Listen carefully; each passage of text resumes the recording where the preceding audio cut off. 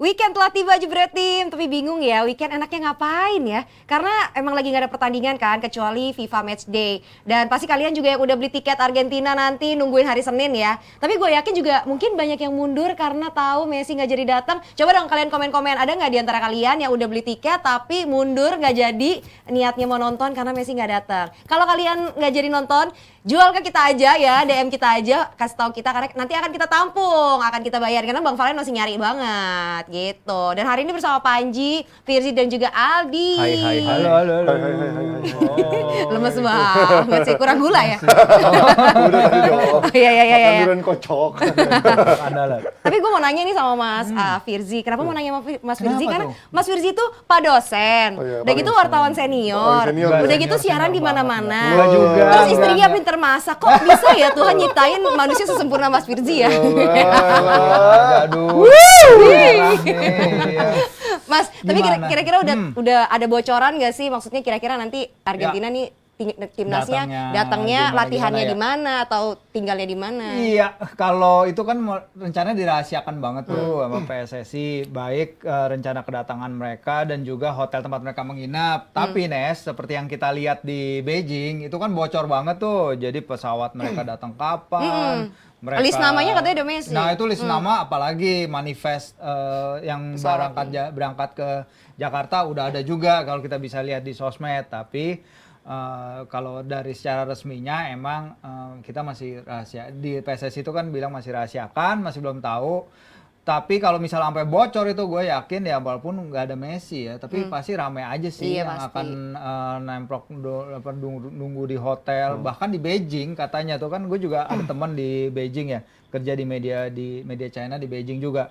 Katanya tuh sambutannya emang luar biasa banget, luar biasa parah banget. Sampai dia nunjukin di Weibo itu yang WhatsApp-nya mereka kayak lagi ramai viral orang yang bisa naik mobil sebelahan sama busnya Argentina, ada muka Messi lagi di jendela, divideoin aja terus sepanjang perjalanan berapa tuh 30 menit apa mukanya Messi doang gitu di jendelanya. Jadi memang di sana gila, apalagi kita tahu penyambutannya di hotel itu yang lautan manusia banyak banget. Dan juga di pertandingan ada pitch invader ya. Dia Di TV nggak kelihatan ya, ternyata. Iya, Gue ditutup nonton di TV kan. kok. Kenapa kayak di stopin TV ya? Ternyata mana di tuh? medsos tuh Iya. dikasih lihat jelas sih videonya si Pigeon Vader ya. Di TV TV masa gitu lah. Masa gitu. Masih kerasa tapi. Iya. Ya itu masih kerasa kan rumah Tapi pas lama. ditangkap cengengesan mukanya kayak Abrar ya, Abrar kan udah cengengesan mulu. Mau dimarahin juga cengengesan ya Abrar tuh ya. Bener-bener. Itu udah gitu sih jadinya Messi, Otamendi, Di Otamendi. Maria nyambung. Wah, gimana sih ini? Langsung di drop. Langsung hilang. Kalau ngomongin ada 3 nama yang masih nggak datang, Otamendi, Di Maria sama Lionel Messi. Ini kalau isunya katanya mau liburan, kok hanya selang 3 hari doang kok? Emang nggak bisa datang ke Indonesia dulu baru liburan itu? Apa yang menjadi perbedaan mereka mau main di Cina sama nggak mau main di Indonesia? Menurut Ya, kalian apa? padahal kan Bali juga bisa Apakah liburan namanya kan. faktor uangnya?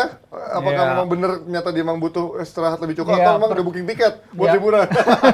Udah enggak, karena dia perginya pakai jet nih. Jadi mereka bertiga pribadi? itu pergi jet pribadi. Masa mereka jet pam, ke di jet pribadi iya, dong. lupa. Mau ngebor air di rumah. Mereka ke Buenos Aires, tapi berhenti dulu di Barcelona katanya, mungkin ngambil surat-surat. Oh iya, gitu. iya. Kan Messi ada tinggal ada rumah di Iya, Barcelona kan lagi juga kan. lulusan anak-anak kan sekarang. Oh iya, Mungkin iya, dia iya. lagi Tapi daftar ulang sekolah. Iya, Daftar ulang itu sekolah kan. dulu.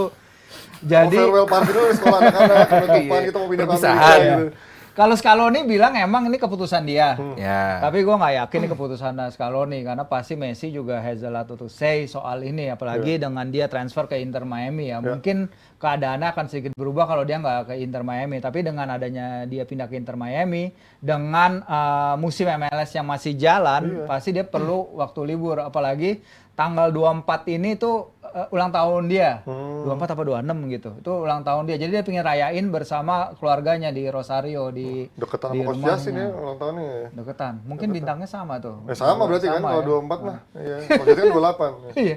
Dan menurut gue ya Ini aduh. Cocok sama ya, ada cocok tuh. loginya ada ya. Dan Messi ini sebenarnya ya kenapa beda cuma 3 hari nggak main gitu. Messi ini bilang laga di Beijing tuh sulit buat dia. Sulit karena panas banget dan Ya, lembab. udara. Oh, gimana Kalau di sini Indonesia? panas, lembab, tambah polusi Lengkap udara. semua, polusi terburuk ya. Apalagi polusi udara katanya di sini Pagi paling parah buruk-buruknya malam ya. malam dan pagi hari. Iya. Jadi ya kemungkinan itu. Terus Scaloni udah bilang, ini sebenarnya laga Tour Asia ini nggak oke deh buat tim gue. Nggak oke-nya karena yaitu terlalu jauh, karena ada perbedaan zona waktu yang berbeda. Jadi Scaloni bilang ini nggak ideal sebenarnya. Main di Beijing dan kemudian main di Indonesia. Tapi ya udah dia bilang sebenarnya bukan Messi yang minta kok, kita yang ngirim dia untuk balik, tapi masa kayaknya sih? enggak sih. Itu Masa pasti sih? discussion Mungkin dua sih. arah, Iya. discussion Kurang-kurang. dua arah to say the least, dan Iya. hampir pasti ini adalah keputusan Messi untuk libur dulu, karena lu kalau lihat dia tuh main buat PSG tuh sebenarnya banyak juga loh musim ini. Kemarin juga nyaris full apa full ya? Kemarin Full, kan full, nyaris full. kan? Kemarin Full. full. Ini kok nggak Iya. diganti dia sampai terakhir Garnacho masuk masih ada kan dia? 18 dari 19 pertandingan PSG terakhir dia tuh main 90 menit. Di Piala Dunia Qatar kan dia main 90 Iya, menit full terus, juga 5 kali. 2 kali dia main 120 menit. Iya. Dan gua kira kan mungkin dia kan gua lihat waktu mainnya kan mungkin dia dikasih waktu libur banyak kali sama PSG setelah Piala Dunia. Enggak juga, dia cuma miss 1 pekan, habis itu dia udah main full lagi 90 menit. Sama Paris dia sering banget dimainin 90 menit. Jadi emang nih orang udah 35 tahun, musim ini dia udah main 41 kali, belum termasuk di Piala Dunia. Jadi ya emang udah peak, udah batas sih. kalau Jadi gua layak bilang. dong dapat istirahat, dapat liburan. iya, liburan. Iya, jadi emang dia minta ke Scaloni untuk Yes. dapat jatah liburan gitu, ditambah Otamendi dan juga Di Maria. Mungkin dua nama ini pengen diajak untuk Nebeng doang pesawat. ulang tahunnya Messi Iya. juga karena Iya. dianggap dekat. Dan ya karena emang udah tua juga, sisanya kan emang Scaloni pengen fokus ke tim mudanya, Garnacho dan kawan-kawan. Dan buat gue khusus untuk Messi karena dia baru beres PSG, Yes. lanjut ke Miami, kan emang jeda waktunya sangat Jedanya amat nggak ada, sedikit. Target di Inter Miami juga cukup besar. Ya wajar akhirnya dia pun kalaupun minta atau request untuk dapat tambahan waktu untuk liburan, dan tanpa ada 3 nama tersebut pun ya gue yakin masih tetap rame sih. Karena di luar fans Argentinanya kayak Panji pasti nonton karena dia fans MU, pengen nonton Garnacho-nya. Mau, Iya. tapi live reaction jadinya. Iya, niatnya kan Ya, niatnya niatnya gitu. sih ada. Iya, ya. fans-fans klub-klub bola yang pemain Argentina ada di situ, gue yakin juga banyak gitu. Jadi buat gue tanpa ada ketiga nama ini, yes, Messi sangat amat berpengaruh. Cuman tanpa ada ketiga nama ini, gue yakin animo masyarakat Indonesia akan ketika Argentina datang sangat amat tinggi. Tapi kalau lihat gua, Dar, lu masih ada nggak yang kemarin line up-nya perkiraan yang kemarin tuh? Karena gua ngelihat kemarin lawan Australia kan itu benar-benar full tim kan. Kalau lawan Australia kok full tim banget, tapi ketika kemarin gua baca line up perkiraan dari Jebret, ini jauh banget. Yang ini masih bagus. Ini line up yang kemarin nih. Maksud gua yang kemarin yang perkiraan lawan Indonesia. Karena menurut gua kalau itu yang turunin, ya jauh banget standarnya sama Argentina yang kita lihat lawan Australia. Even cadangan-cadangannya yang masuk masih Garnacho, McAllister, Alvarez. Kalau yang hari Rabu itu perkiraannya benar-benar kayak tim ketiganya ada paling jeleknya dari Argentina yang gue lihat. Apa iya gitu ya, ini akan menarik buat Indonesia ketika yang turun orang-orang kayak gini gitu. Tujuan Argentina kesini kan bukan buat menghibur Indonesia. Oh iya ya. Tujuan mereka kesini bukan dalam rangka exhibition. buat friendly. Ini FIFA Matchday tetap aja dihitung poinnya, dan sekali Nah ini kan kalau ini kan ibaratnya lapis keduanya banget-bangetan ini kan. Kipernya bahkan mungkin si Benitez-nya PSV, PSV ketiganya bukan kan, si Rulli. ketiganya kan. Dan tiga. ya seperti Molina, Tagliafico, Almada, Garnacho, Simeone-nya Napoli, Ocampos, Palacios, ini kan tetap nama-nama yang istilahnya oke dong, Indonesia bisa belajar banyak di beberapa nama tersebut. Kalaupun pakai Rulli juga jelas, dan gue yakin emang target Scaloni sebelum World Cup qualifier itu adalah untuk mengutilize pemain muda mereka, karena dia tahu semaksimal-maksimalnya Messi berapa tahun lagi sih paling usia maksimal dia gitu. Mungkin udah lewat. Cuman ya dia harus fokus ke tim setelah Messi ini bakal seperti apa tim Argentina. That's why mereka menggunakan nama-nama yang mungkin dianggap orang kurang begitu mentereng untuk dipakai. Cuman ya gue yakin ini bagian dari strategi Scaloni untuk mempersiapkan tim ini setelah Messi. Karena mungkin ngeliat dari ranking juga kali ya, dia nggak perlu nurunin yang terbaiknya karena secara ranking di Indonesia jauh Mungkin dibandingkan beda Australia kan. kalau misalnya kita ranking 90 Ya, gitu. karena Australia pun Itu juga pasti Piala Dunia diturunin. gitu kan. Belum Kita kan 149. Kita 149. Kemarin Australia berapa ya? Masih 50-an apa berapa ya? Pokoknya masih cukup tinggi kok tinggi lah. mereka. Ini gara-gara World Cup dia naik. Iya, gara World Cup ya. Tapi kalau kemarin lihat lawan Australia sempet gol cepet 2 menit udah gol gitu ya. Menurut lo apakah lawan Indonesia itu akan menjadi skema yang ini nih lawan Australia aja dia bisa gol cepet walaupun pada akhirnya orang bakal mikir bakal dibantai tapi nggak juga kan cuma 2-0. Yang kita harus ingat ketika kita lawan Uruguay yang ketika 2010 ketika itu Uruguay semifinalis Piala Dunia, kita bisa nyolong gol duluan lewat Boas. Kecepatan Boas waktu itu bikin kocar-kacir pertahanan Uruguay yang waktu itu banyak pemain Eropanya juga. Australia aja bisa dibatasin ke 1 tembakan on target gitu. Jadi ya kalau gue bilang sih tim kita bisa create chances ya, apalagi kalau si Argentina ini mainnya dengan a whole new backline, dengan pemain-pemain yang belum diuji coba main bareng. Kesempatan itu selalu ada, apalagi dukungan publik. Nah, dukungan publik yang menarik sih sebenarnya, karena kemarin kalau kita lihat di Beijing kan basically dukung Argentina semua. Iya, Argentina semua. Jadi kalau sekarang gue bilang karena yang nggak ada Messi, jadi pasti banyak yang bela timnas Indonesia. Ya pasti sih itu ya, karena kan di jiwa nasionalisme harus diuji di sini kan, walaupun kita suka Messi atau main-main Eropa. Tapi kalau ngomongin kemarin lawan Palestina, Fir, lo ngeliat kemarin gimana dari analisa lo, kan lo lihat juga tuh analisa di Kompas atau di mana. Tapi kalau gue dari pribadi, secara mainnya sebenarnya lumayan oke ya, tapi memang efektivitas dan buang peluangnya itu menurut gue menjadi masalah kita. Iya, buang peluang itu kan udah jadi problem ya sebenarnya bagi timnas, terutama di Piala AFF. Oke, lawan Burundi dan lain-lain kita masih bisa golin di laga FIFA Matchday. Mungkin itu juga sebabnya kayak pemain kayak Vano Lillipali balik lagi ke tim walaupun kemarin dia nggak main, dan salah satu pemain naturalisasi yang dikejar adalah Pascal Struijk yang juga jago di Rafael Struijk yang jago di lini depan, yang jago memanfaatkan ruang terutama. Gue lihat dia bagus banget ya. Iya, apa yang dia punya, kecepatan dan cara dia ngelihat ruang di belakang pertahanan itu sebenarnya cocok dengan cara main kita. Dengan Dimas Derajat holding up the ball, dia memanfaatkan pantulannya. Tapi untuk kita kemarin itu gue bilang sih nggak kalah kelas ya dari tim yang berada 50 peringkat di atas kita di ranking FIFA. Kita punya intensitas itu, pemain kita bisa fight, pemain kita dalam transisi rapi. Ini yang sebenarnya sangat jarang juga terjadi ke timnas, bahwa permainan kita dalam transisi itu bisa rapi, apalagi transisi negatif. Bagaimana dalam bertahan, biasanya kocar-kacir, kali ini bagus. Elkan di belakang ngasih ketenangan banget. Rido dan Elkan menurut gua kombinasi yang sangat bagus, dan semoga mereka berdua bisa main lama bersama timnas. Jangan lagi lah Elkan taruh bek kiri kayak waktu AFF tahun lalu kan, 2 tahun lalu pernah tuh ditaruh bek kiri. Iya, karena pemain muda jadi pasti dites ya. Elkan karena dia left footed banget, dia bisa main dicoba di kiri, dan dia ya emang rada kagok sih ya, di bawah lari dia kagok. Bener. Dan Asnawi menurut gue ya makin lama makin bagus, cuman ya Jenner juga dalam penampilannya oke, walaupun gak maksimal. Sebenarnya gue juga ngobrol ke temen yang meliput timnas TC langsung di Surabaya dari awal, emang kan mereka datangnya terpisah-pisah tuh ya.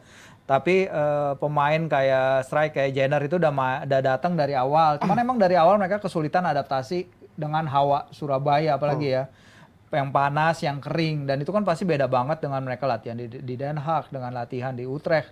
Jadi bagi mereka pasti struggling banget untuk langsung merasakan atmosfer yang luar biasa. Kemarin Gelora Bung Tomo luar biasa, tapi ini mereka juga langsung debut internasional level senior, di mana mereka sebelumnya hanya bermain di Belanda di level kategori seumur. Jadi itu pasti step up juga yang mereka perlukan. Tapi Struijk dengan fakta bahwa dia jadi trending topic cukup lama loh, itu dia trending topic di Twitter kita, netizen ngomongin dan memuji penampilan dia, dan ya gue secara keseluruhan sih setuju dengan 45 menit dia luar biasa kemarin. Nah, kalau lu dari pemain-pemain naturalisasi atau dari pemain yang tampil di luar naturalisasi, menurut lu siapa yang kemarin di highlight atau siapa yang kemarin underperform menurut lu? Tentu Struijk yang paling utama, karena di posisi sayap kiri juga, menarik juga permainannya. Yes, belum maksimal, gue setuju. Cuman secara umum, gue seneng nama-nama yang baru datang ini, kelihatan kontribusinya. Yes, belum maksimal. Cuman tim ini di bawah ST gue lihat perkembangannya jelas, dan gue suka setelah kemarin post match interview si ST bilang bahwa kita melawan Palestina karena pengen memantau permainan yang mirip-mirip dengan Irak buat nanti di Piala Asia. Jadi ini tim jadi kayak makin kayak tim yang jelas arahnya mau kemana gitu. Kalau persahabatan atau international match day ini kelihatan bahwa oh pertandingan kayak begini mereka pakai untuk mempelajari pertandingan di kemudian hari yang mereka mungkin strateginya masih buta dipakai di pertandingan kali ini. Mungkin nanti pertandingan menghadapi Argentina juga ya nggak tahu di Piala Asia ada tim-tim yang mirip-mirip sama Argentina atau enggak yang menggunakan sepak bola pendek, pemain yang nggak begitu tinggi secara fisik tapi cepat dalam permainan. Mungkin itu bisa dijadikan pelajaran bagi STI dan timnya untuk nanti karena target kita kan sama-sama di Piala Asia kan ya. Mungkin ini adalah langkah pertama atau langkah awal untuk menuju Piala Asia. Kalau dari lo, Fir, dari bocoran, kira-kira lawan Argentina nanti squad yang diturunkan kayak apa? Apakah berbeda jauh dengan yang diturunkan lawan Palestina atau memang akan nggak jauh-jauh dari ini tapi ada sedikit perombakan aja? Iya, kalau kita lihat memang coach STI ada beberapa ini ya problem dengan cedera ya, terutama kan Sandy Walsh nggak bisa main karena cedera. Ini udah ketiga kalinya kayaknya dia nggak bisa main buat timnas, sayang banget. Padahal dia udah dari dulu, dia mungkin salah satu pemain naturalisasi pertama Kepengen yang banget ya pingin dia banget, datang. ngebet banget udah dari mungkin dari 3 tahun lalu dia pengen main. Sayang memang. Shane kayaknya bisa turun, Jordi juga Amat menarik nih. kondisinya masih diragukan tapi STI masih lebih confident dengan kebugaran dia ketimbang kebugaran. Ahmad kemarin udah dari bench ya? Apa ada? Ada dia Udah tapi sudah, iya kan? tapi Tinggal nggak nunggu turun. kebugaran doang, Jadi itu adalah option yang bagus juga di belakang kalau mau berduel udara dia kuat, distribusi dia juga bagus.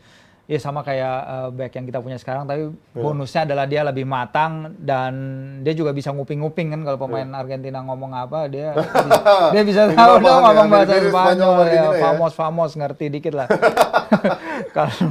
Kalau si Sadil nih sebenarnya kondisinya kemarin juga dia baru cedera pulih kalau nggak salah cedera ankle atau cedera lutut gitu. Jadi dia memang nggak dalam kondisi maksimal. Jadi wajar kemarin dia juga penampilannya masih kurang menggigit. Sebenarnya masih bisa ditingkatkan. Tapi kalau misalnya nanti Jenner akan main sebagai starter itu juga menarik karena cameo dia kemarin itu dia bisa melengkapi si Mark Locke. Dia lebih mobile, dia bisa mengoper, dia juga bisa menjadi perusak di lini tengah dan kalau dia jadi kayak double pivot gitu sebenarnya ya. Iya, Soalnya bisa. kemarin gue sempat banyak ada orang yang salah fokus membandingkan sama Marcelino padahal gaya mainnya beda kan. Ini kalau membandingin sama Mark Locke gitu cara mainnya agak-agak mirip. Iya karena kita belum tahu persis kan Iya, Ivar iya. itu seperti apa mainnya makanya dari kemarin cameo itu dia nunjukin satu sisi permainannya tapi bisa aja di pertandingan berikutnya dia dikasih instruksi berbeda dan dia mungkin juga mundur namanin Mark di lini belakang maksudnya di lini pivot belakang ya. tengah membantu pertahanan juga kerjaannya apalagi dengan kalau Argentina nurunin pemain kayak Lo Celso dari awal itu kan pemain-pemain yang bermain bagus between the lines di antara lini mereka dia bermain bagus apalagi kalau Garnacho jadi main, Buonanotte mungkin juga turun itu akan memberikan dimensi serangan-serangan yang berbeda ketimbang Palestina karena kemarin Palestina nggak bisa memanfaatkan beberapa peluang yang mereka dapat dalam transisi mereka jadi ya kalau Argentina ini dengan Lo Celso ngalirin bola Berarti sih dengan bagus siapapun pemain Argentina dimensi bertahan, dimensi nyerangnya lebih menyeramkan sih bagi pasti. Indonesia dan balik lagi bukan soal target kayak ditulis Tabrar ini Indonesia target menang atau apa, tapi bagaimana Indonesia bisa belajar nggak sih, bisa menyerap ilmu di maksud gue paling nggak kalau soal demam panggung sih gue rasa udah enggak ya. Timnas kita udah pede mau lawan kayak seperti apa juga ya kan udah pede. Cuman balik lagi ini juara dunia, tim terbaik di dunia saat ini.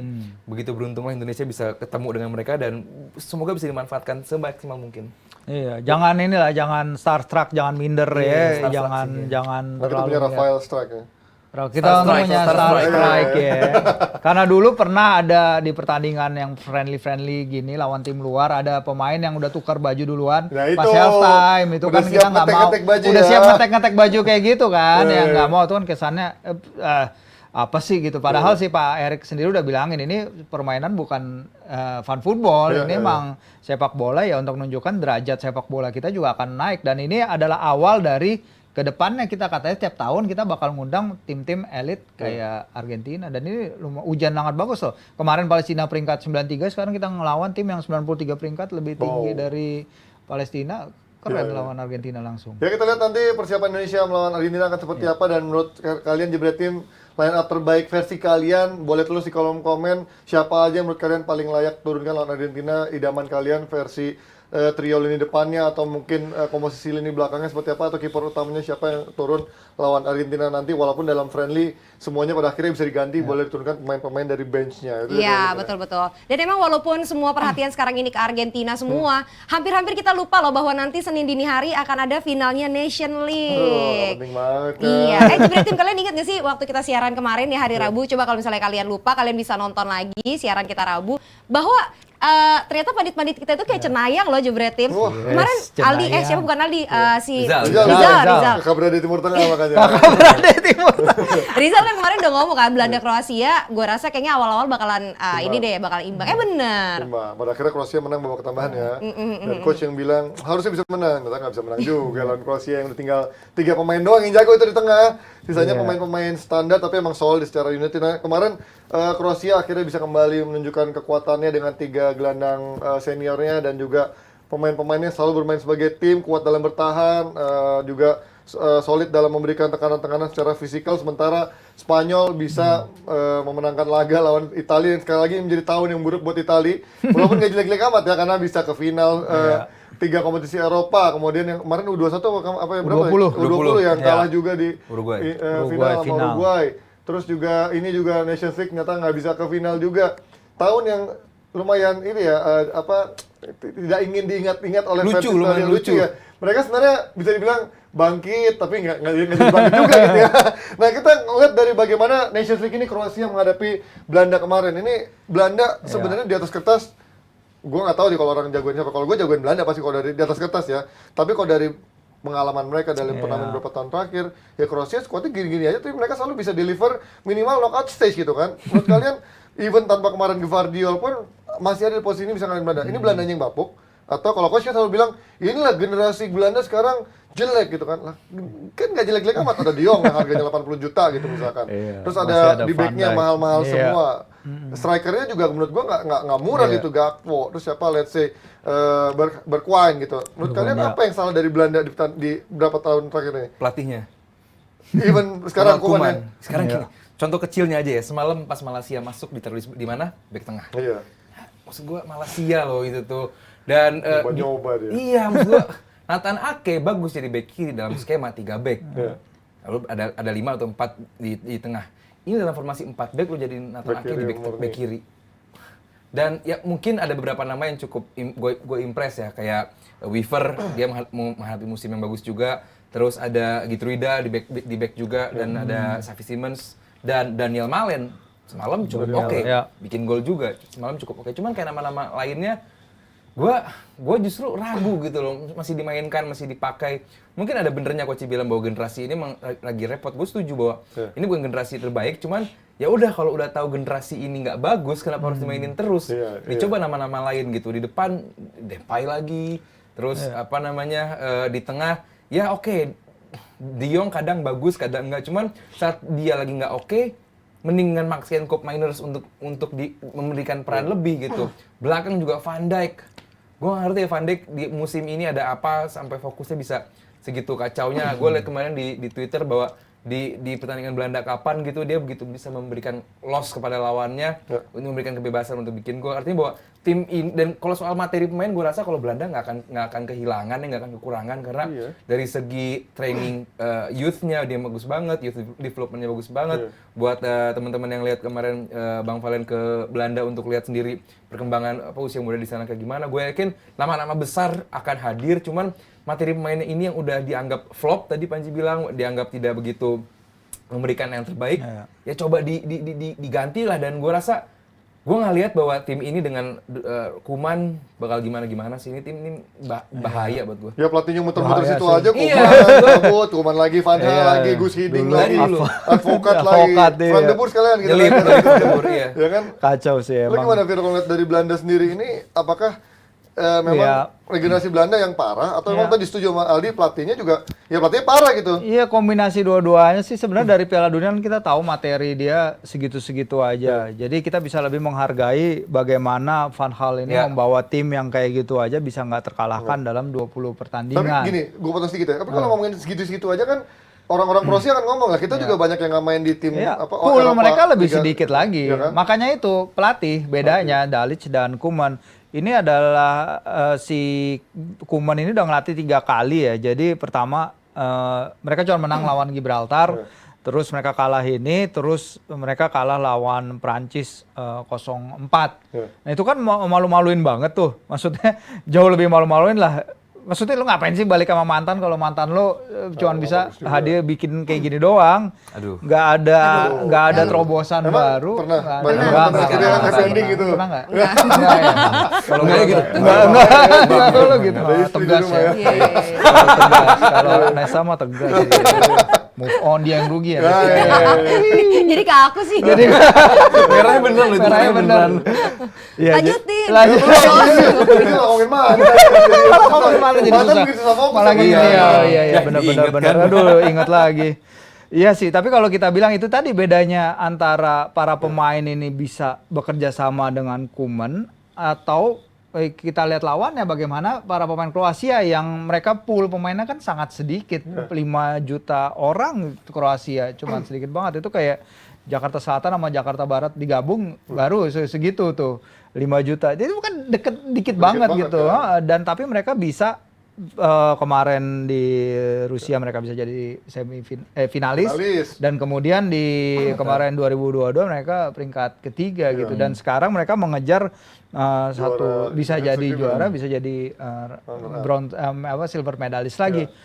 Penampilan yang sangat luar biasa dari Dalic dan timnya dan anak asuhnya. Salut sih dari dulu emang kalau bertemu orang Kroasia dan kalau hadir di pressconnya Kroasia dulu emang yang selalu mereka tekankan itu adalah ya unity-nya itu antara para pemainnya Dalic dan juga sang pelatih karena dia punya tremendous respect dari ruang ganti terhadap kondisi skuadnya kini dan itu mungkin yang membedakan dengan kondisi di Belanda sekarang. Gue belum tahu pasti bagaimana relationship para pemainnya Belanda ketika Koeman balik karena Koeman kan ya failure ya ketika dia di Euro kan gagal di lawan Ceko itu ya di Euro 2020 jadi sekarang ditunjuk balik Nggak ngerti alasannya. ya nggak ngerti KNVB mau kok apa? iya pelatih pemainnya juga reaksinya seperti apa gitu ya mungkin di depan media mereka kita senang Koeman kita tahu ide dia bla bla bla tapi pada kenyataannya ini udah ya gagal. Ditambah sih Kroasia ini di semifinal dia adalah rataan umurnya paling tua loh dibandingin betul. Spanyol, Italia, Belanda dan gue nggak ngelihat Kroasia ini bermain apa ya underperform, bermain capek mungkin itu juga nggak diutilize sama Belanda dan jangan lupa dari 2 turnamen terakhir World Cup terus juga Euro dan Nation Leagues Kroasia itu udah 7 kali menang dari 7 kali main dalam extra time 6 diantaranya menang 2 diantaranya penalti dia tua tapi fisiknya tapi kuda gitu loh dan tadi benar kata Firzi soal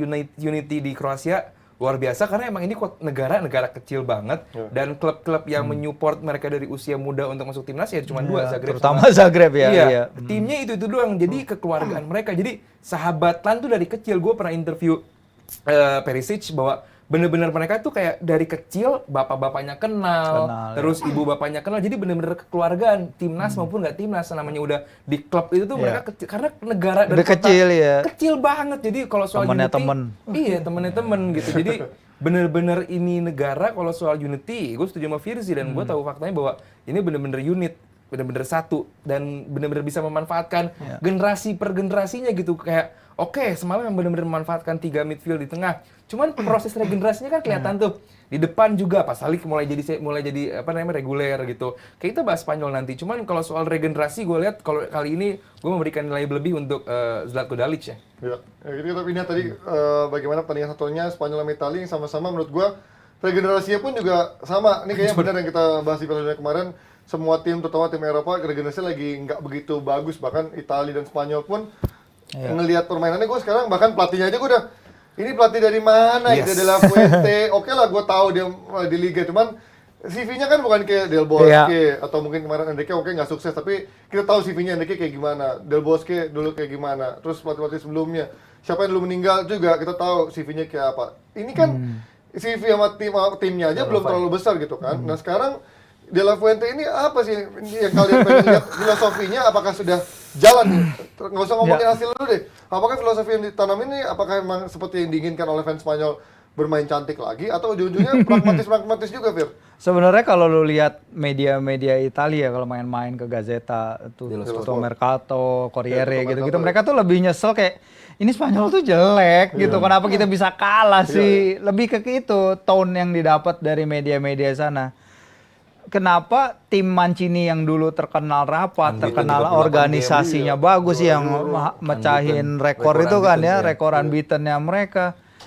Kenapa jadi berubah total kayak gini? Dan kalau misalnya permasalahannya, oke, ada yang dibilang bahwa oh dia mah terlalu stick sama tim yang juara Euro. Ya kita lihat Kroasia stick sama tim yang dari kemarin masih nggak apa-apa, is still fine. Kayak kemarin De Lorenzo, back termudanya Italia, umurnya udah 29 tahun. Ya kalau itu artinya pengalamannya lebih dong. Seharusnya pengalaman dia di atas rata-rata dong. Tapi apa? Kenapa bisa beda gitu? Ada apa yang nggak connect di antara para pemain Italia ini? Tapi tone yang gue dapat dari media-media Italia seperti itu. Kalau Spanyol sih memang ya kita tahu lah Fuente udah lama dia kan ngelihat kondisi di La Roja. Dia datang dari U21, dia orang dalam lah kayak Gareth Southgate dulu, dia naik karena dia menjajaki semua tangga semua tangga di timnas, timnasnya Spanyol. Dia lihat kegagalan yang dulu-dulu di mana kegagalannya dari eranya Del Bosque, dari yang siapa tuh Luis Enrique juga, dari beberapa pelatih lain. Dan dia tahu sebenarnya apa yang dia ingin tekankan. Tapi emang bintangnya kan 3 midfield itu kan ya, terutama Gavi. Gavi mainnya luar biasa dan dapat banyak banget pujian kemarin. Tapi tahun keseluruhannya memang bagaimana caranya Italia nggak bisa ngalahin tim Spanyol yang sebenarnya juga kurang bagus ini yang kata lo itu. Masa pencetak gol kemenangan Jose Lu yang degradasi bersama Spanyol yang dulu gagal di Newcastle. Sekarang Madrid ngincer Jose Lu. Sekarang Madrid ngincer Jose Lu. Harus dapat bahkan ya. Iya makanya. Iya, mistis tapi ini juga. kalau melihat kalian, ini kan gini, kalau Itali mungkin regenerasinya agak stagnan, terutama strikernya. Kita tahu strikernya bahkan harus manggil dari pemain asing, Retegui, sekarang lagi nyari lagi bahkan yang keturunan dari apa sih istilahnya? Oriundi ya kan. Nah, sementara Spanyol kan enggak gitu, Fir. Karena enggak gitu di menurut lo apa yang salah dari pelatihnya lagi? Pelatihnya juga. Pelatih ini buat gua kayak yang Firzi bilang tadi dan pernah gua bilang di DPI juga, dia emang lama di kelompok usia. Fokus kelompok usia adalah mengembangkan, memberikan yang terbaik bagi pemain. Cuman kalau di level senior, apalagi kelasannya Spanyol, trofi, gelar gitu loh. Dan ini belum gue lihat ditunjukkan oleh De La Fuente, memainkan pemain-pemain muda, yes, nama-nama yang tadinya kita nggak pernah dengar, dimainkan, La Norman segala macam, tiba-tiba menjadi reguler di tim. Dan PR tentu seorang bagi siapa namanya De La Fuente mencari pengganti dari Morata, bahwa ini pemain jelas udah lewat masanya baik di timnas maupun di klub. Di Atletico juga sekarang ya itu kan dia sekarang ya biasa-biasa aja. Soalnya lupa kan kadang dia di Juve apa di Atletico apa dia pindah-pindah mulu. Makanya siapa tuh pindah lagi dan tentu harus menjadi seorang nomor 9 dan bukan di Jose Lu juga jawabannya, karena kalau lu emang pengen lama di timnas ini ya lu paling nggak punya. Sebenarnya Luis Enrique sedikit lebih baik dalam membentuk tim. Ya, sedikit lebih baik Luis Enrique di Euro 2020 lumayan. Permainannya cukup oke lah sebenarnya. Yes. Artinya cukup oke. Cuman balik lagi saat di level Spanyol cukup oke pun nggak cukup. Apalagi De La Fuente ini di bawahnya cukup oke. So far masih mending Luis Enrique karena dia diberikan waktu cukup lama juga. Cuman tentu lu nggak bisa terlalu rely on 3 di tengah, terus juga back kanan kiri yang udah tua, gue harus bilang. Kenapa lu nggak memainkan kalau emang pemain muda yang lu pengen utamakan? Kenapa nama-nama kayak nggak Balde-nya Barcelona dimainkan di situ untuk reguler jadi starter? Dan pemain lainnya gitu, kenapa nama-nama kayak Jordi Alba masih dimainkan? Terus juga nama-nama pemain yang udah main full ya, main full bahkan. Harusnya kan udah lewat. Nafas karena bagi bagus di Sevilla kemarin. Apa namanya juara Eropa tiba-tiba dimainkan. Ini kan bukan tim dadakan yang pool pemainnya kan justru gue yakin jauh lebih bagus dibandingkan Kroasia. Untuk kemudahan bagi seorang pelatih dengan scoutnya memilih pelatih bagi timnas Spanyol dibandingkan timnas Kroasia, lebih enak timnas Spanyol pasti. Karena level klubnya juga jauh. Pool dari 20 klub gue yakin ada pemain Spanyol yang bagus gitu. Sementara kalau Kroasia kan ya udah itu doang pemain yang bagusnya. Tentu ini bakal menjadi PR bagi De La Fuente. Gue rasa sih capek bagi De La Fuente. Apa nih? Orang lagi ngomong diketawain, parah banget, Pak Anji nggak hargain. Ketawain ya. Ini tapi kalau kalian lihat dari final nanti prediksinya singkat Kroasia sama Spanyol. Kroasia. Sampai segitunya sama Spanyol. Extra time mungkin. Extra time lagi. Ada penalti. Udah hobi banget tuh extra time. Tapi kalau ada penalti, Unai Simon juga lumayan jago ya dibanding yang Unai Simon lumayan. dibanding Donnarumma, atau siapa ya kan. Dan ya, gue inget soal Donnarumma ngomong bahwa timnas Italia ini kelihatan bahwa nggak ada desire untuk menang gitu. Kelihatan banget mereka punya materi pemain yang cukup oke, Spinazzola cukup oke, Di Lorenzo cukup oke, tapi nggak mau utilize itu, Ji. Ya itulah si Donnarumma di pertandingan terakhir, di post match interview bilang bahwa timnas sekarang bagus, cuman desire atau keinginan untuk menangnya nggak ada. Oh, oke. Iya, lemes sekali ya ngomongin Nation League. Apa karena segitu kurang prestisnya kah? Ya banyak yang lupa juga ada pertandingan ini kan, cuman Coach Yasin sama siapa yang punya kepentingan. Oh iya, benar. Tapi tahun ini juaranya bakal beda lagi ya, karena kan Ronaldo sama Portugal udah pernah, terus Mbappe sama Prancis sudah pernah. Nah tinggal antara Morata sama Spanyol atau kakek Modric sama Kroasia yang jadi juara. Kita lihatlah nanti hari Senin ya. Dan kalau kita pindah ke transferan, bursa Paling transfer. enak nih transfer nih tanggal 25 ya. Cair. Dan deal. Yes, ini Arsenal sama MU nih, kira-kira bakal keluar seberapa banyak kah untuk bursa transfer nanti? Langsung kita tanya sama fans-fansnya di sini ya. Soal si Mason Mount yang ditawar tapi ditolak, kayaknya nawarnya mungkin karena keterlaluan, Ji, kayak mama nawar sayur kali. Ya orang kan kalau ini biasanya ditembak, ini ditawar, mana mau, lu mau nggak jadi pacar gue, tapi gue tawar-tawar kan nggak mau kan, maunya lu mau jadi pacar gue gitu. Emang saya kalau dia ditembak segitu mantan. langsung mau gitu. Udah, Melankolis sekali hari ini nampaknya. Aduh, Mantan mau Panji pemain. nih jago speak nih. Jago speak Panji ya. Enggak, ada lagi jago speak di sana. Mason Mount ini kan ditawar 40 juta ya, 40 juta. Menurut gue dengan kontrak sisa 1 tahun, ya emang segini value-nya kan. Bahkan ini udah kemahalan, udah 40 juta untuk pemain yang kontraknya cuma 3 tahun. Menurut lo, kok Chelsea masih aja dia mau bergaining power-nya, padahal dia butuh uang gitu, butuh mengeluarkan gaji, uang juga harus dapat gitu kan. Satu bagi MU-nya dulu ya. Gue nggak melihat bahwa Mason Mount adalah pemain yang paling urgent untuk didapatkan. Iya sih, Karena di posisi Mason Mount gue nggak melihat bahwa MU paling butuh. Masih midfield yang dalam kutip garang, striker dan bek kanan. Itu buat gue adalah fokus utama MU saat ini. Harapan gue mereka harus mencari pemain di 3 posisi tersebut. Mason Mount kalau main entah di sayap kiri atau di nomor 10. Ya kan akhirnya bisa memberikan kebebasan bagi Fernandes. Cuman untuk saat ini buat gue Mason Mount bukan utama. Cuman kalaupun emang MU ngincer home ground player, itu gue lihat di situ. Cuman gue yakin namanya Chelsea sekarang fokus mereka adalah untuk menyeimbangkan neraca balance mereka yang udah sangat amat drop, udah sangat amat minus. Pasti mereka semaksimal mungkin jauh sebelum nanti window transfer ditutup, mereka bakal matok harga setinggi mungkin. Ya kayak inilah, kayak lu war tiket. Kalau lu beli deket sebelum konsernya kan si calo itu udah pada nurunin harga. Iya gitu. Deg-degan tuh. Gue yakin Chelsea pada akhirnya bakal jual BU karena mereka bakal belanja juga. Jadi jangan sampai nggak seimbang balance si neraca. Sekarang masih jauh nih dari penutupan transfer. Jadi pasang harga dulu aja. Mason Mount berapa? 70. MU nawar 50. Udah bagus banget itu MU nawarin gocap udah oke banget. Karena kan Chelsea bakal belanja lagi kan. Havertz juga 95. Wah, ini menarik nih. Tapi ya itu dia. Madrid Kita ya? bahas soal Havertz. Arsenal. Udah out. Iya. Madrid out. Kalau Mountnya menurut lu penting nggak buat komposisi MU? Mau taruh di mana? Apakah emang dia orang yang tepat lu gantiin posisi Eriksen? Lebih sebenarnya menurut gue ya dengan Mount ini lebih baik ngejar pemain yang si Chelsea pingin datengin untuk gantiin Mason Mount ini. Siapa? Moises Caicedo. Oh, Karena Caicedo. menurut gue lebih cocok Moises Caicedo main buat Man United ketimbang Oh, iyalah. Mason Mount ke Man United. Apalagi kita tahu orang Inggris Man United pasti ada dong, Man United pasti bayar lebih dong, Pasti diminta dong, bayar lebih yang kan, bayar nawar ya. kan, namanya Sancho Harga ya. harga tim lain, harga MU Harga MU beda. beda. Kadang harga MU diturutin. Itu kalau kita langsung. mau belanja durian pinggir jalan, naik mobil Range Rover, pasti harganya dinaikin. Panji gitu ini dinaikin harganya kalau Panji beli durian kocok. Iyalah Oh pasti. sama tapi enggak ini aja, salah menu aja.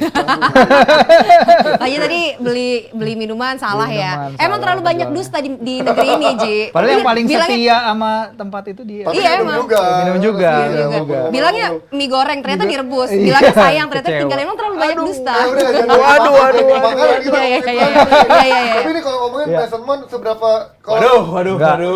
Nih lanjut nih, karena kenapa itu tadi Mason Mount kalau pengatur serangan sirkulator bola kan udah ada si Bruno. Eriksen dan Eriksen. Bruno. Sementara lu perlu orang yang sebenarnya bisa fight di tengah yang mobile, ya upgrade-nya Fred lah. Fred kan kadang kalau dia bagus, kita bisa lihat dia bagusnya kenapa kan dia so mobile, upgrade dia satu tim butuh upgrade semua distribusi sih. bagus. Iya, Atau ya mungkin kalau butuh mau upgrade. itu ya apalagi kalau Qatar datang nanti ya. Iya. Itu pasti semuanya akan di-upgrade. Harus. Tapi Tapi kalau tadi Cuma bener kata lu, Ji, gue setuju bahwa Erikson udah tua, tergerus umur, butuh pengganti, mungkin arahnya ke situ. Gue baru kepikiran dan mungkin itu bisa dijadikan bahwa mungkin musim depan pakai 4-3-3, musim ganti formasi, di mana formasi dari si Ten Hag bisa mengutilize Mason Mount. Kita nggak pernah tahu. Cuman kalau sampai MU atau Ten Hag fokus kepada si orang Ten Hag ini, si Mason Mount ini, gue yakin nggak mungkin asal beli. Gue yakin Ten Hag pandai dalam pembelian pemainnya dan gue itu cerdas nggak tuh?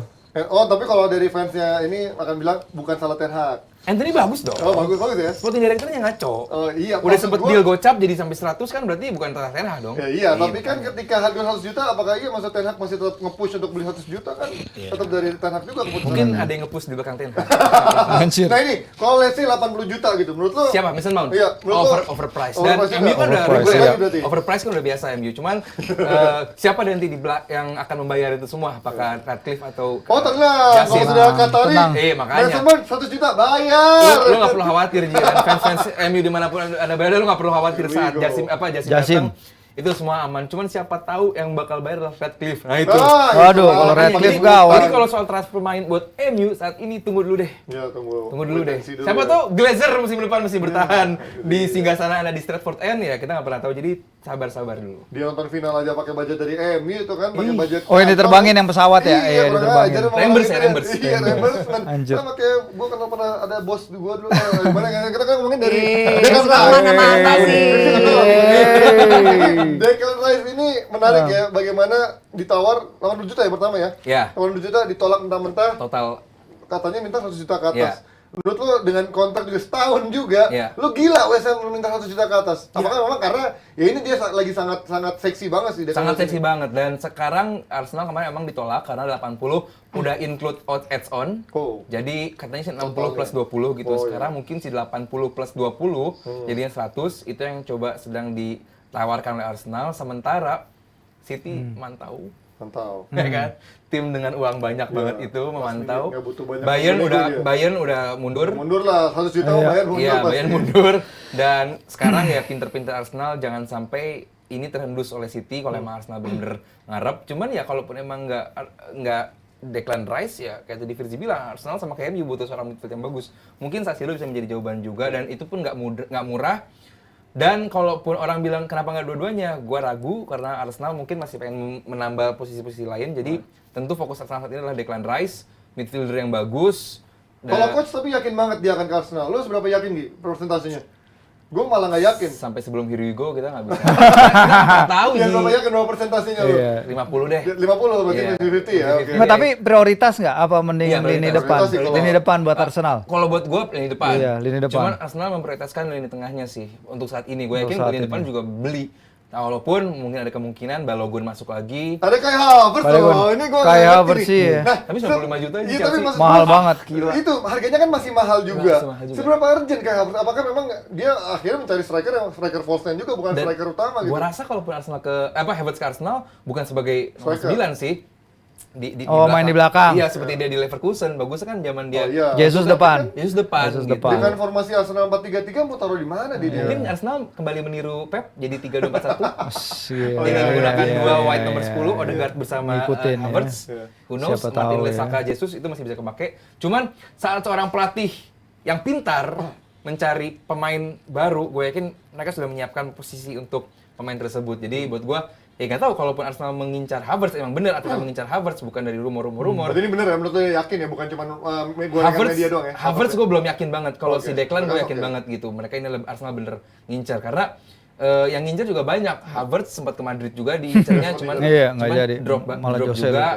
Madrid Nah, lebih Mbappe sekarang fokusnya Mbappe. ya. Iya, Iya, iya. Mbappe kenapa nggak Mbappe, Mbappe ngerti juga ya. gitu. Mbappe dan Bellingham udah confirm Udah nomor 5 di Madrid menggantikan Zidane dulu. Iya. Dan gua rasa Madrid juga kita harus pantau sih pergerakan mereka di atas bahas ini. Yang menarik sebenarnya kebutuhan beberapa klub tuh sama, Ji. Jadi Striker. iya, Pemain. pertama iya untuk pemain. Pertama gelandang lah yang pasti. Kita tahu Arsenal, Man City, MU, Iya. bahkan Liverpool, Newcastle. Chelsea pun masih nyari gelandang. Newcastle nggak main nama ini. Ini kita sendiri dulu. Eksklusif. Lima tim ini nyari gelandang tengah. Artinya West Ham bisa punya privilege untuk Rendah lu ngapain? Gue nunggu aja MU nawar, gue nggak keburu juga jual dia, bursa transfer masih lama. Sementara si Arsenal Man U nyari penyerang, which is ya mungkin kita bisa perdebatkan siapa yang perlu penyerang lagi. Mungkin Banyak. Chelsea perlu penyerang lagi. Dan ini klub-klub yang punya duit banyak gitu. Jadi pasti akan ada bidding war ini yang tadi Aldi bilang nggak mau. Padahal duitnya banyak juga Newcastle. Oh banyak, tapi kita humble, kita nggak kayak gitu. Kita 75 juta. Berarti Kita nanti aja. Ini 75 juta. Oh nggak apa-apa, kita emang targetnya belum ke situ, belum kayak kalian. Kita intermezzo ya. Kenapa dengan kepemilikan Arab masih segitu hati-hatinya? Gue nggak ngerti deh. Iya masih hati-hati karena pertama pemasukan komersialnya itu nggak ada hubungannya. Pemasukan komersialnya Newcastle tuh nggak ada kan nih gitu. Iya lagi yang dia. Anjing Josh King dulu. Itu kan dari MU. Iya dari MU. Iya. Gitu doang main-mainnya kan. Oh tapi kan dia dapat striker 75 juta si Isa. Oh iya betul. Tapi gini, pemasukannya Newcastle masih jauh dari lu pada dari tim-tim yang established Big Six ya. Emang kita pasti mikirin FFP juga. Apalagi kan disorot kan media luar. Iya. Kalau misalnya gini, lu datang nih Sheikh Jassim tiba-tiba belanja ratusan juta pound, itu nggak masalah karena emang pemasukan komersialnya MU itu jauh banget. Newcastle tuh banyak banget yang untapped potential yang selama ini nggak kurus sama si Mike Ashley itu. Makanya pelan-pelan dikembangin. Kita kalau lihat sekarang Newcastle belinya pemain-pemain muda yang kemudian dipinjemin. Kemarin baru beli pemain 18 tahun langsung dipinjemin ke Feyenoord. Gitu emang modusnya si Dan Ashworth itu yang tadinya di Brighton. Jadi emang tahap sekarang ini dulu deh. Nanti kalau tahun depannya lagi nggak lolos ke Liga Champions nggak apa-apa. Kan mulai tahun ini FFP itu kan per 3 tahun. Iya, per 3 tahun. Zaman Mike Ashley itu udah tutup buku. Iya, enggak. Gue yakin ya nih, gini. dari CCTV rights, dari segi pendapatan Yes. tiket, Newcastle tuh udah bagus banget. Minimal Enggak. 200 juta dapat lah musim ini ya. Ditambah mereka main di Liga Champions musim depan, dapat uang balance juga. Artinya mereka dana yang cukup banyak musim depan dan gue entah kenapa apakah sporting directornya cukup kurang berani untuk masuk ke pasar itu bersaing dengan tim-tim lain karena target mereka gue yakin deh nggak mungkin cuma grup doang. Gue yakin walaupun mereka di pot 4 nanti di drawing, cuman gue yakin mereka bakal ketemu tim-tim besar. Dan saat Newcastle mungkin nanti main di Madrid atau mungkin di Bayern itu sayang kalau itu nggak dijadikan momen bagi Newcastle untuk kembali we're back guys, we're back. Gitu. Ya kita mulai kayak gitu aja dulu. Ya mulai kayak kan yang diincar juga Madison, Barnes gitu loh, mulai dari bawah-bawah situ dulu. Emang lagi tahapnya bertahap jangan terlalu ambisius. Kalau terlalu ambisius nanti jatuh kayak City. Kayak enggak dong. Itu masih dia. Nanti kalau kayak pernah pindah-pindah. Yang ditawar Tottenham 50 juta.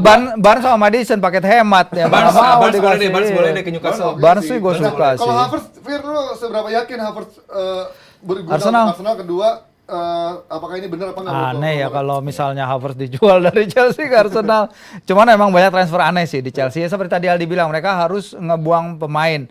Dan itu udah jelas dulu, udah pernah gua bilang mereka harus buang pemain sebelum 30 Juni. Sebelum tahun ke finansial klub itu selesai. Kalau mereka nggak bisa buang pemain sebelum 30 Juni itu artinya beban dari yang mereka beli pemain 600 juta pound selama semusim terakhir itu akan ada di neraca keuangan mereka dan itu akan sangat mempengaruhi mereka di FFP ya. Ya walaupun kita lihat berapa kali FFP kok kayak Everton tuh mereka udah ngelanggar FFP juga loh, sebenarnya udah beban keuangan mereka udah merah banget. Itu dia. Nah, kita lihat seberapa cepat pemain kayak si Havertz ini dan juga Conor Gallagher siapa Harus masih cabut banyak itu. kan. Itu harus cabut emang. Tapi itu dia jual murah juga enggak juga gitu. Kayak Mason Mount tiba-tiba ditawar 40. Apaan sih 40 gitu. Itu Newcastle mau Gallagher. Iya Gallagher ya masih nyari gelandang. Apalagi kalau misalnya bener nih kayak Sedo kan katanya udah deket, agreementnya udah deket. Nah mereka beli lagi, sementara skuadnya kalau lagi latihan tuh udah bisa sparring 11 lawan 11, masih ada yang nonton lagi di sebelah. Jadi udah banyak banget, udah gendut banget. PR banget Pochettino ini. Sementara dia masih di Spanyol kan, dia belum di London. Seberapa mungkin nih Havertz menurut lo presentasinya dibanding? Ya kan kalau di Rice harganya masih ribet. Nah kalau Havertz kan mungkin kalau Chelsea mau nurunin angka mungkin. 75 sekarang ya? Kalau 70 katanya. Kalau kekeh di 95, apalagi 70, Arsenal gue rasa bakal milih pemain-pemain lain yang dirasa lebih worth it gitu di angka 70 karena dia seorang apa ya di Leverkusen kan dia di belakangnya Patrick Schick kalau nggak salah dulu sebagai Iya, apa namanya Leverkusen. iya dia Bukan striker, apa ya. namanya membentuk serangan mencari ritme permainan. Sama agak ini free roll dia mainnya di Iya. Leverkusen dulu. Main. Kalau 70 juta gue beli Diaby dari Leverkusen Iya. atau pemain. Tapi beda dong, Diaby Iya, winger. maksudnya Iya. kebutuhan di Arsenal kan backup Lebih si winger. Saka. Kayak Mudryk dulu. Iya, Mudryk.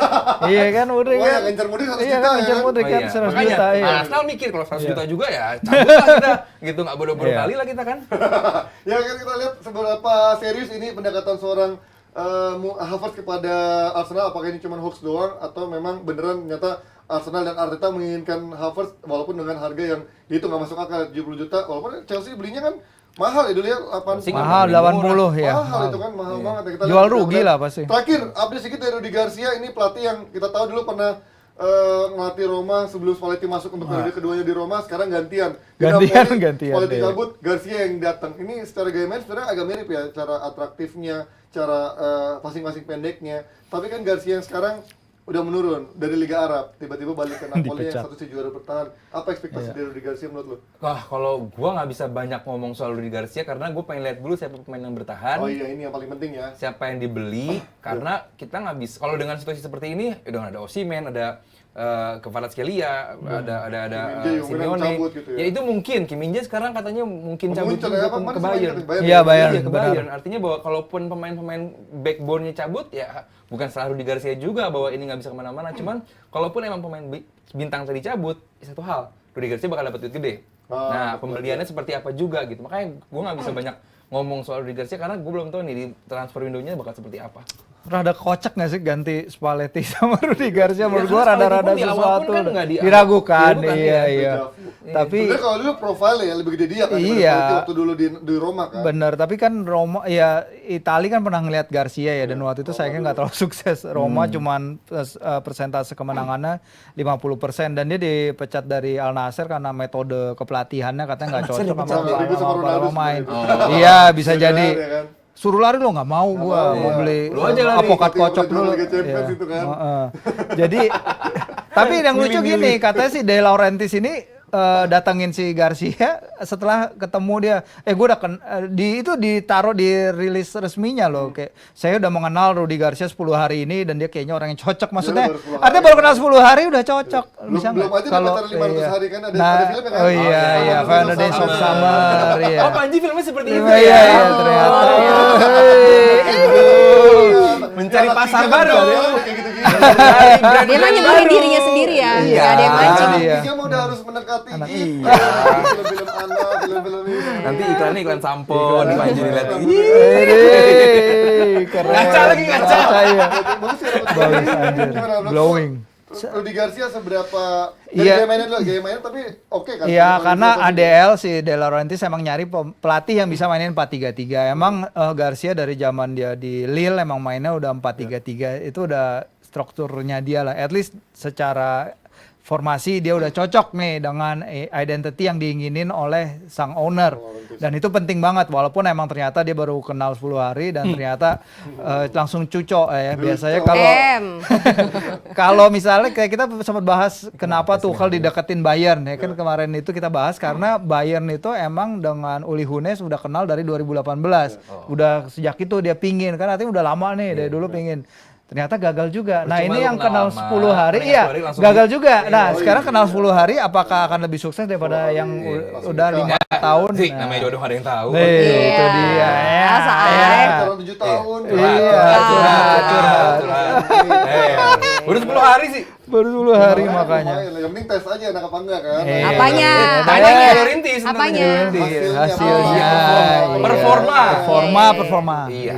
Oke, itu dia kita lihat nanti seperti apa Rudi Garcia performanya bersama Napoli termasuk juga pembelian-pembeliannya apakah akan disupport Memuaskan? dengan bagus atau juga mereka justru harus pusing karena harus menggantikan lubang-lubang yang tinggalkan. Iya, oke. Cukup dulu kayaknya hari ini ya daripada Panji pembahasannya makin kesana makin kesini. Iya.